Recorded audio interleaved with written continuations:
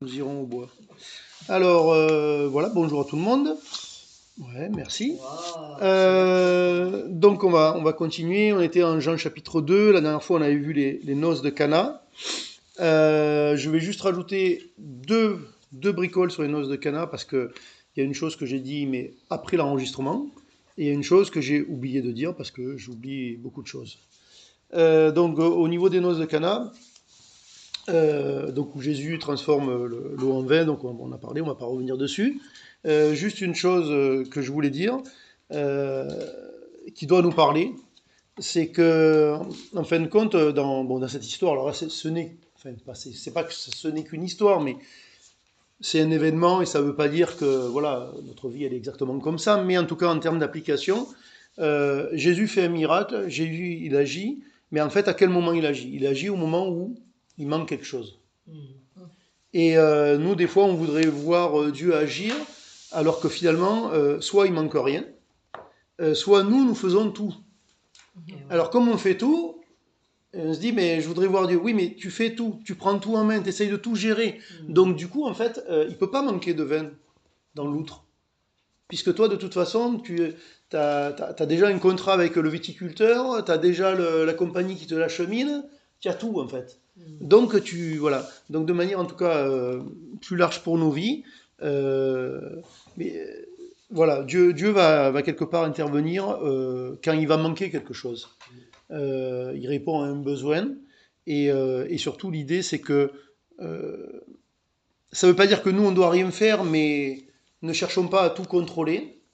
Cherchons à faire ce que nous avons à faire et croire que Dieu est capable de remplir les trous, en fait. Parce que des trous, de toute façon, il va y en avoir, même si on essaye de tout contrôler. La deuxième chose que je voulais dire, c'est à la fin du passage, au verset 11, il est dit: Tel fut à Cana en Galilée, le premier des miracles que fit Jésus, il manifesta sa gloire, et ses disciples crurent en lui. Donc la semaine dernière, j'avais conclu avec le fait que voilà, il fallait regarder l'explication la plus évidente. Mais une chose quand même à dire ici, ça c'est quelque part, c'est quand même la conclusion officielle du passage sur le miracle. C'est-à-dire que à Cana, il fait un miracle. Qu'est-ce qu'il a fait pour manifester sa gloire? Et la conclusion, c'est que ses disciples crurent en lui. Et la question, c'est oui, mais ils croyaient à lui avant. Enfin, s'ils étaient ses disciples, c'est qu'ils croyaient avant. Et ça nous ramène à ce que j'avais parlé au début de l'étude biblique précédente sur l'échelle de Jacob, les rêves de l'échelle de Jacob. Mais en fait, au début du passage, on avait dit que comment il nous fait ça? Oui, non, c'est ça, c'est sur la fin du passage. Oui, juste au-dessus. Jésus, il dit, il parle à Nathanaël, et puis ensuite il parle à tous, et ils disent, euh, oh, non, non, non, pas à la fin du chapitre, à la fin du passage sur Cana. Non, non, ça suffira, ça suffira. Ça fait référence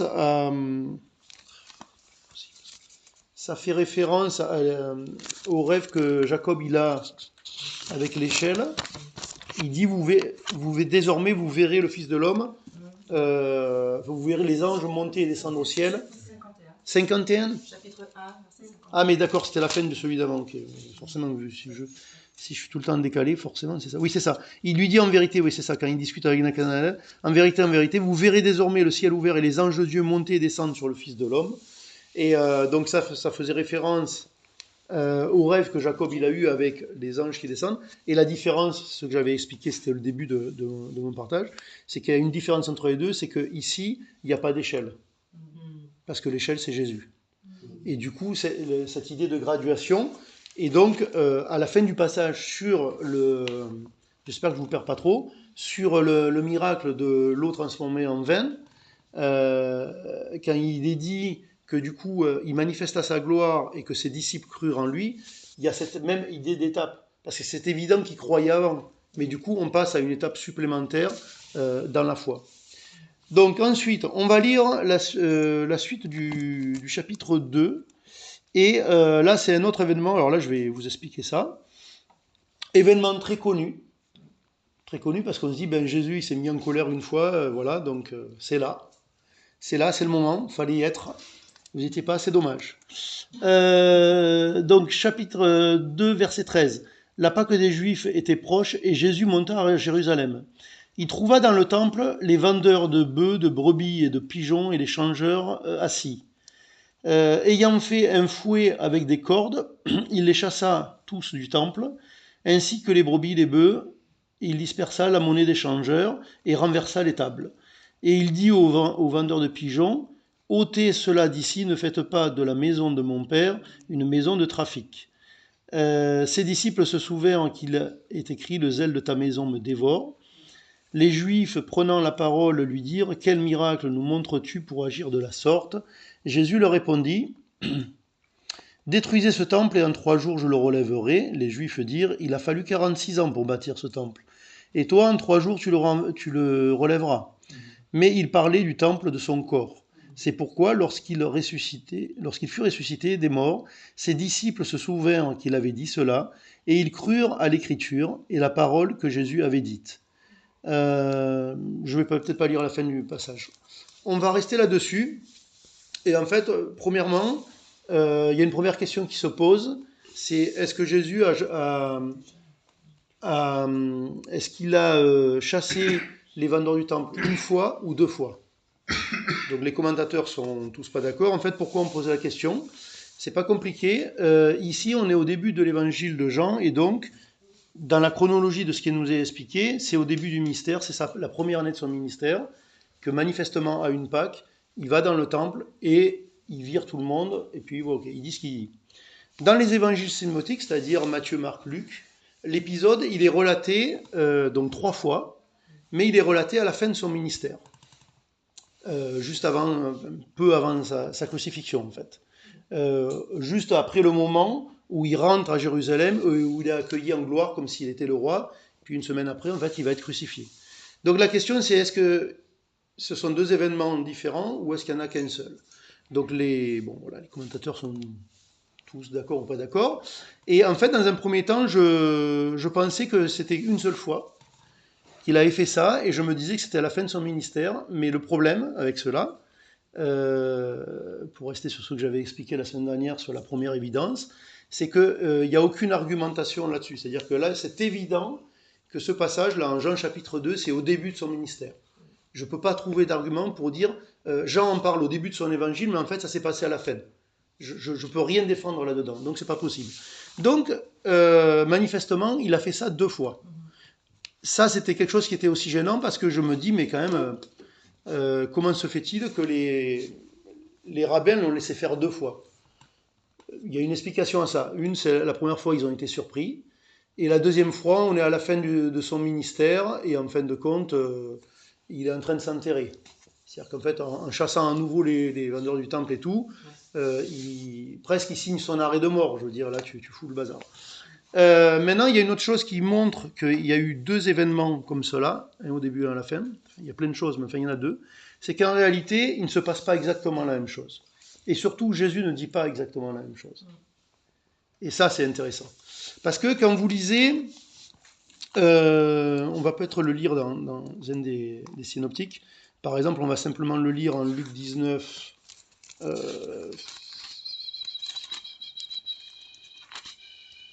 Luc 19, on est plus loin, on est sur la fin. Voilà, c'est ça. À partir du verset 45, il est dit, il entra dans le temple et il se mit à chasser ceux qui vendaient, leur disant, il est écrit, ma maison sera une maison de prière, mais vous en faites une caverne de voleurs. Il enseignait tous les jours, etc. Il ne dit pas la même chose. Ici, il dit, ma maison sera une maison de prière. Et il le dit, les 3 fois où c'est relaté dans les synoptiques, il dit la même chose. Et vous en avez fait une caverne de voleurs. Donc il dit 2 choses qui sont différentes en Jean chapitre 2. Il dit ma maison, et il dit vous avez fait une caverne de voleurs. Mais en Jean chapitre 2, ce qu'on a lu, c'est pas ça. Il dit la maison de mon père, donc c'est pas ma maison, c'est la maison de mon père. Et c'est vous en avez fait une maison de trafic, et non pas de voleurs. Ce qui nous montre qu'en fait, il y a eu 2 événements différents. Alors, Peut-être que je ne m'attarderai pas sur le deuxième, sur celui des synoptiques et celui à la fin, parce qu'en fait, on s'étalerait sur tout le chapitre, ce qui se passe avant, avec le figuier maudit, avec l'entrée en gloire, etc. Mais je vais quand même vous donner des éléments. La question, c'est, ok, 2 fois, pourquoi 2 fois? Et au-delà des termes, qu'est-ce qu'il y a comme autre différence, en fait? Alors déjà, une chose qui est quand même à noter, c'est que si sur 2 événements semblables, dans un cas, il dit la maison de mon père, et dans l'autre cas, il dit ma maison, dans la bouche de Jésus, c'est une preuve qu'il est en train de dire qu'il est Dieu. Puisque le temple est à la fois ma maison, et à la fois la maison de mon père, sous-entendu que mon père, c'est Dieu. Donc de toute façon, en gros, il est en train de dire que lui et le père, c'est la même chose. Ce qui est forcément scandaleux pour les rabbins, évidemment. Et ensuite, l'autre différence sur laquelle on va s'arrêter à un moment donné, c'est que donc dans un cas, il dit que c'est une maison de voleurs, donc c'est ce qu'il dit à la fin. Et ici, il dit pas ça. Il dit c'est une maison de trafic. Alors, juste à savoir une chose, en réalité, est-ce que tout le monde sait comment était fait le temple? Non. Non. Stéphana, peut-être pas non plus. Le temple, non. Le temple, en fait, était en 3 parties. Donc c'était, on va dire, une espèce de palissade extérieure, enfin en tout cas, voilà. Il y avait un grand parvis, et ensuite il y avait le corps du bâtiment en 2 parties. Ce qu'on appelle le lieu saint, où tous les prêtres rentraient et officiaient, et ensuite une partie qui était invisible à tous, tout le temps, sauf pour le souverain sacrificateur, une fois par an, qui était le lieu très saint. Et donc ça veut dire que tous les gens, et notamment les non-juifs, étaient sur le parvis. Et qu'est-ce qui se passait sur le parvis? Eh bien, il se passait du commerce. Pourquoi il se passait du commerce? Pour 2 raisons. Une raison, c'est qu'il y avait des sacrifices d'animaux, et que du coup, les gens, notamment les voyageurs par commodité, ils ne venaient pas avec leur animal pour le sacrifier, ils l'achetaient sur place. Mais ils l'achetaient sur le parvis du temple. Et le parvis du temple, pourquoi il parle de trafic? Parce qu'effectivement, il y a un trafic, il n'y a pas simplement du commerce à proprement parler, il y a un change de monnaie. À un moment donné, il a dit qu'il chasse les changeurs. En fait, ce sont des gens, là, ils n'étaient pas là pour vendre un pigeon, un agneau, un bœuf, un taureau, ce que vous voulez. Ils étaient là pour changer de l'argent. Pourquoi? Ben parce que les prêtres et les gens qui étaient là à cet endroit-là dans le temple, ils avaient utilisé le temple pour faire du bénéfice. Et comment ils faisaient du bénéfice? Eh bien, en fait, il y avait une monnaie qui n'était valable que pour le temple.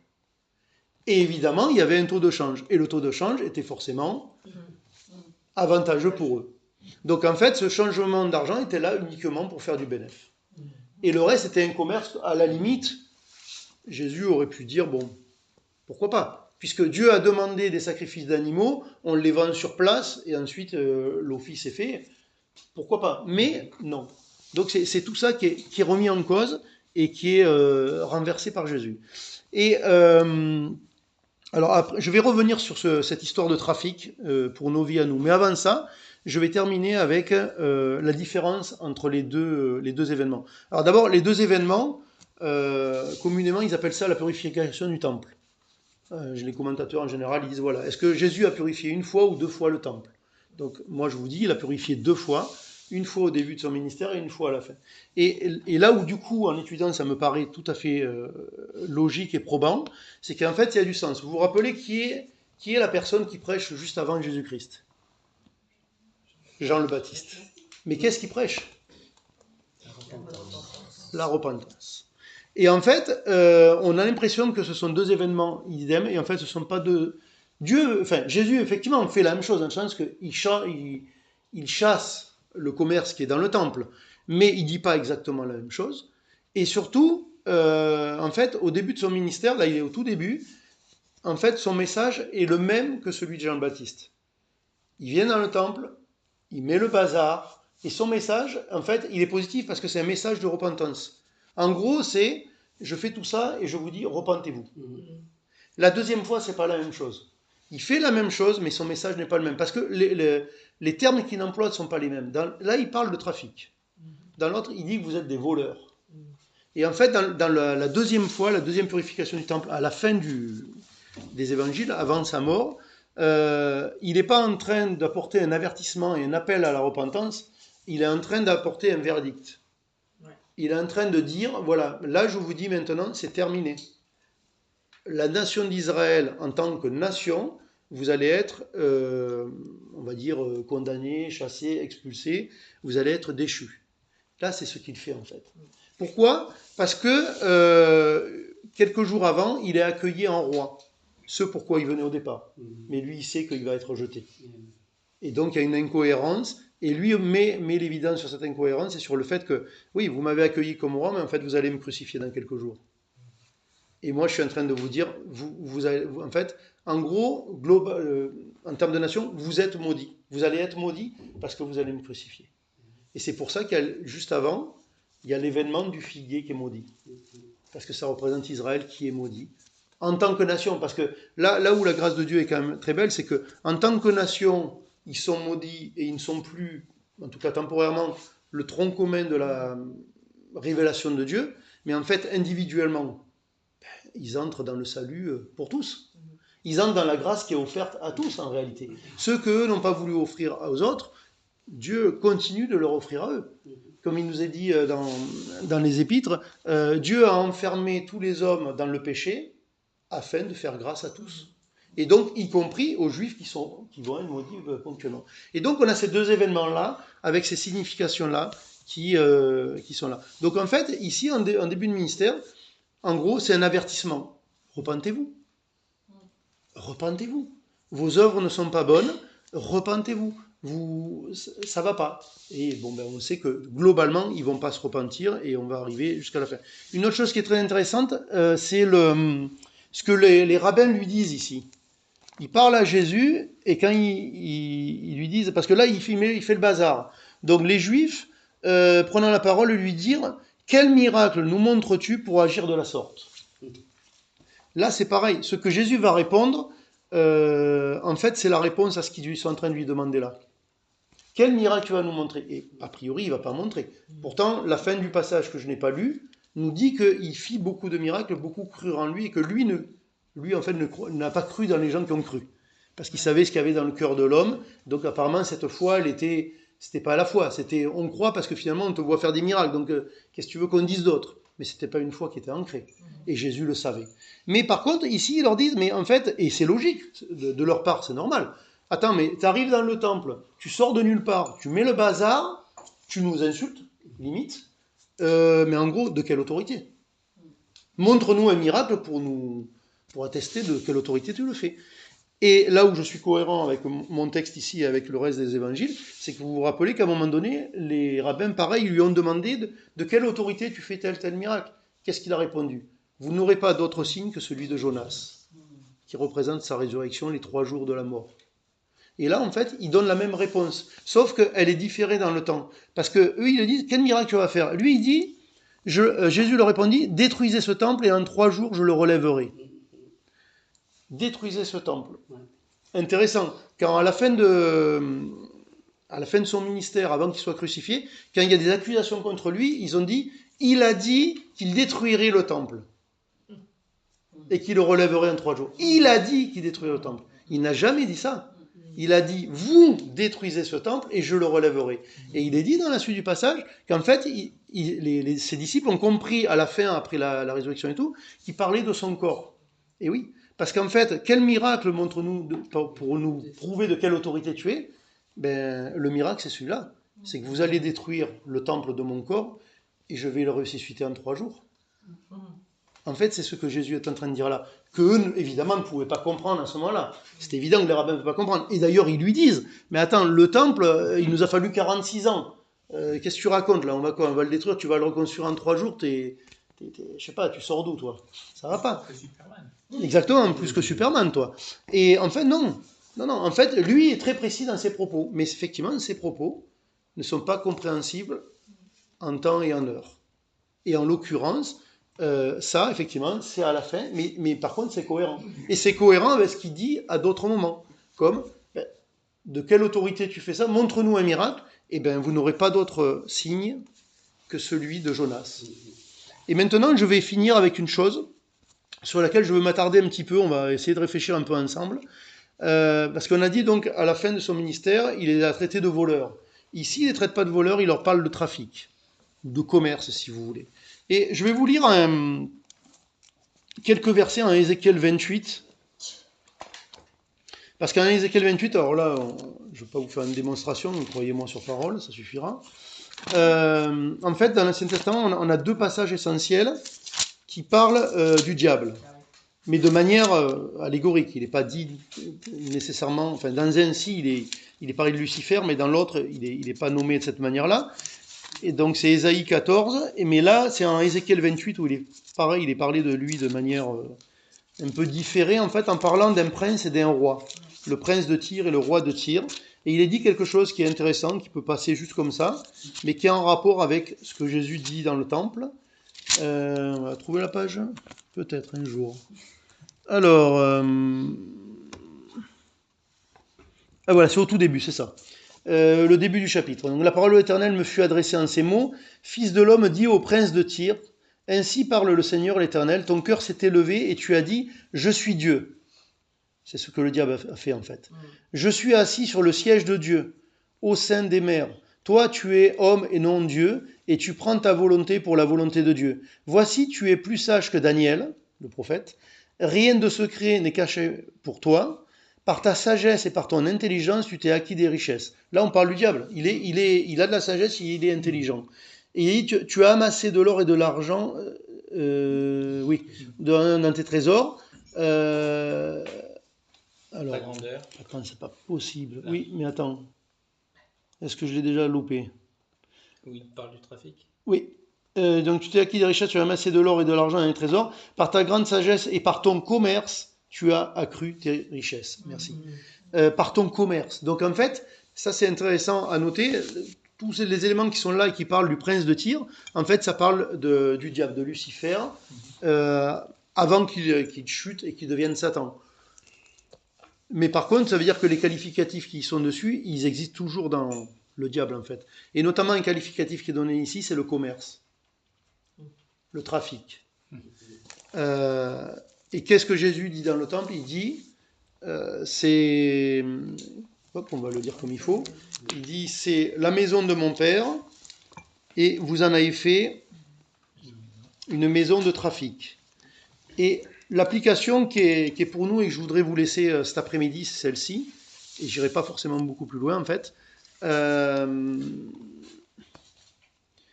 temple, on le sait que il peut représenter l'Église si on veut, pourquoi pas.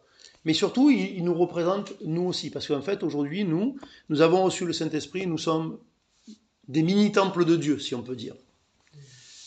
Qu'est-ce qu'il y a dans notre temple? Qu'est-ce qu'il y a dans notre temple? Comment s'effectue l'adoration? Est-ce que je suis... Alors, ne parlons pas d'une caverne de voleurs, on va imaginer que, à partir du moment où nous avons reçu le Saint-Esprit, nous sommes le temple de Dieu, et que, admettons, nous ne sommes pas une caverne de voleurs, comme il le disait dans la deuxième fois. Mais n'y a-t-il pas du trafic?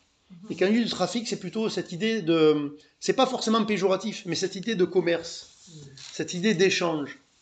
Ce que je veux dire par là, c'est ma relation avec les frères et sœurs ou avec quiconque, et surtout avec Dieu, elle est basée sur quoi? Est-ce que c'est un commerce? Est-ce que je prie Dieu parce que je veux avoir quelque chose?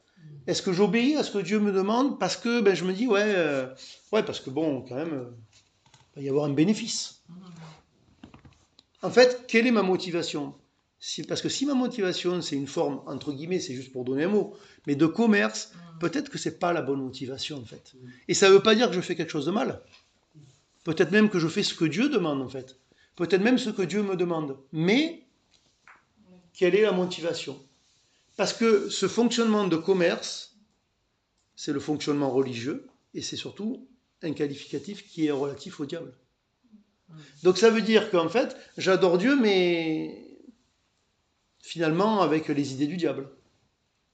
Mais au-delà de ça, vous savez, dans nos relations les uns avec les autres, je vais prendre un exemple, ce n'est qu'un exemple, ce que je vais dire, ne le prenez pas ni comme une condamnation, ni comme il ne faut pas faire comme ça, prenez-le comme une illustration de cette idée de liberté et de gratuité en fait. Quand quelqu'un vous invite à manger, qu'est-ce que vous faites? Très très bonne réponse de Pasteur Pierre, on mange. Eh bien jusque-là, ça va. Mais en général, qu'est-ce qu'on fait? On réinvite. On réinvite. On réinvite. Pourquoi on réinvite? Parce qu'on se sent obligé de réinviter, parce qu'on a été invité. Alors, dans une manière de relation, de politesse et tout ce que vous voulez, il n'y a pas de problème. Je ne suis pas en train de dire, ben non, maintenant, une fois qu'on t'invite, tu ne vas pas réinviter parce que, attends, on est libre, tu fais les choses gratuitement. Non, comprenez bien que c'est dans l'état, dans le cœur, dans la motivation, c'est dans l'état d'esprit. Continuez d'inviter les gens, c'est très bien, ça, comme ça vous saurez vu deux fois. C'est pas le souci. Mais c'est plutôt dans l'idée. L'idée, mais en fait, est-ce que je ne réinvite pas les gens par culpabilité et par us et coutume et parce que je suis obligé quelque part et que je m'y oblige? Mais qu'en fait, Dieu ne me demande rien. Et en fait, en tout, Dieu ne me demande rien. En fait, Dieu veut que nous vivions une liberté, mais la liberté, elle peut être dans la relation avec lui et avec les autres que s'il y a une gratuité. Si je te donne, c'est parce que je veux te donner. Si j'obéis à Dieu, c'est parce que je veux obéir à Dieu. C'est pas parce qu'on m'a mis un pistolet sur la tempe. Vous comprenez? Etc. etc. Pareil, un truc très sensible. Si je pardonne, pourquoi je pardonne? Est-ce que je pardonne parce que je suis obligé de pardonner? C'est parce qu'à un moment donné, je suis convaincu et je décide en liberté de pardonner. Si je pardonne parce que, bon ben ouais, c'est écrit, bon, il faut que je pardonne. Voilà, faut que je pardonne. Ben en fait, tu n'as rien pardonné du tout. C'est sûr, tu n'as pas pardonné. Évidemment que tu n'as pas pardonné. C'est sûr. Donc, mais c'est ça le truc, c'est, comment dire, vis-à-vis de Dieu en premier, et ensuite vis-à-vis des autres, que tout soit fait par gratuité. C'est comme, à un moment donné, Jésus dit que ta main droite ne sache pas ce que fait ta gauche, ou ce qu'elle donne, disons, peu importe, parce que là, l'idée, c'est de donner de l'argent. Enfin, je ne sais pas comment est-ce que ma droite, elle sait que ma gauche, mais bon, bref. Enfin, on comprend l'idée, hein, on comprend bien l'idée. L'idée, c'est que, voilà, qu'il n'y ait pas une arrière-pensée, en fait. Évidemment que ma main, elle ne pense pas, et elle n'en sait rien, qu'est-ce que fait l'autre, ou elle ne fait pas l'autre. Mais nous, en tout cas, c'est ça. C'est, je veux dire, si je donne, je donne. Et je ne donne pas avec une arrière-pensée. Et combien de fois nous faisons les choses avec l'arrière-pensée de je vais peut-être en tirer un petit bénéfice, ou si je fais comme ça, l'autre il fera ça, ou si je suis à la réunion de prière, je serai bien vu du pasteur, ou ce que vous voulez, etc. etc. Et en fait, ça cause un problème en premier lieu entre nous et Dieu, parce que nous fonctionnons pareil avec Dieu. On croit des fois que oui, non mais j'ai ma vie avec Dieu, je prie, machin, et puis avec les autres, bon ben oui, oui, mais bon, ça se fait comme ça, donc ouais, mais là après, qu'est-ce qu'ils vont dire? Oui. Ben, ils diront ce qu'ils voudront, mais de toute façon, qu'est-ce qu'il dit Paul? Il dit l'homme de Dieu n'est jugé par personne et il ne juge de rien. Et ça, c'est la position dans laquelle on doit être. Je ne dois juger personne, mais en fait, je ne dois pas me sentir jugé par les autres. Peut-être qu'ils me jugent. Mais ça, c'est leur affaire. C'est leur affaire. Est-ce que Dieu me juge? Ben non, il ne me juge pas puisqu'il m'a déjà jugé. Et là où je suis libre, c'est quand je suis à la position où il m'a jugé. Et pas où si je suis en attente de jugement, effectivement, c'est embêtant. C'est embêtant. Mais la position de l'enfant de Dieu, c'est pas être en attente de jugement. C'est quelqu'un qui a déjà été jugé et qui, du coup, aujourd'hui, est un autre. Et qui peut vivre dans autre chose. Sinon, eh bien forcément, il y a souci. Donc je voulais vous laisser avec une explication, je pense, cohérente et voilà, qui se tient de cet événement-là et de même ce double événement et des raisons et des motivations. Et avec ce point tout particulier, sur cette idée de commerce, de trafic que ici Jésus reproche, et surtout cette application dans notre vie. Examinons nos motivations. Est-ce que mes motivations, elles sont mercantiles ou est-ce qu'elles sont dans une forme de liberté vis-à-vis de Dieu? Donc, si je t'invite, c'est parce que j'ai envie de t'inviter. Si je te pardonne, c'est parce que j'ai décidé de te pardonner. Mais du coup, c'est pareil avec Dieu. Parce qu'on pourrait se dire, ouais, attends, Dieu, il m'a pardonné, mais bon, quand même, il a envoyé Jésus sur la croix, ça coûte cher. On ne peut pas s'en tirer tout à fait aussi facilement que ça, quand même. Ben, si je pense comme ça, ma relation avec Dieu, elle n'est pas bonne. Parce que Dieu, il a envoyé Jésus sur la croix à ma place, sans arrière-pensée.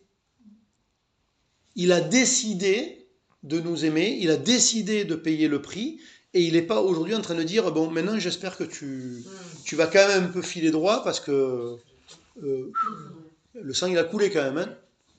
C'est Jésus qui est mort sur la croix, hein. C'est pas un ange ou je sais pas quoi. Hein. Donc il va falloir un peu se calmer. Hein. Non, non, non, non, non. Si tu foules au pied le Fils de l'homme, ben, tu foules au pied le Fils de l'homme. Je dis pas qu'il n'y a pas de conséquences, mais par contre, ce que Dieu a donné, il ne va pas le reprendre. Il ne va pas le reprendre. Donc il a envoyé Jésus pour prendre notre place, il n'y a pas de marche arrière.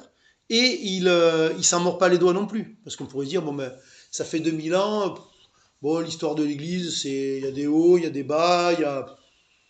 Compliqué hein, quand même, hein. Tu te regardes de toi-même, tu te dis, non. Les progrès en 20 ans, 30 ans, ouais. Discutable tout ça. Mais lui, non. Lui, il donne. Et nous, plus nous serons dans ce fonctionnement-là qui est le même que Dieu, mieux nous connaissons Dieu et plus nous fonctionnons tout simplement dans ce qu'il veut pour nous. C'est comme celui qui est là, il est chrétien, puis on entend parler de mission, et il se dit, ben moi, il faut que je parte en mission. Peut-être que Dieu, il t'a jamais demandé d'y aller à la mission. Tu vas juste aller te griller là-bas, c'est tout. Et pourtant, tu auras fait quelque chose de bien. Et tu auras donné même l'apparence, enfin, l'apparence, je ne sais pas si l'apparence, mais oui, tu auras donné à voir quelqu'un qui sacrifie sa vie, mais en fait, peut-être que tu es en train de sacrifier quelque chose que Dieu ne te demande pas de sacrifier. Il te demande de vivre autrement, ou de sacrifier autrement, à la limite, s'il y a à sacrifier. Et tout est pareil.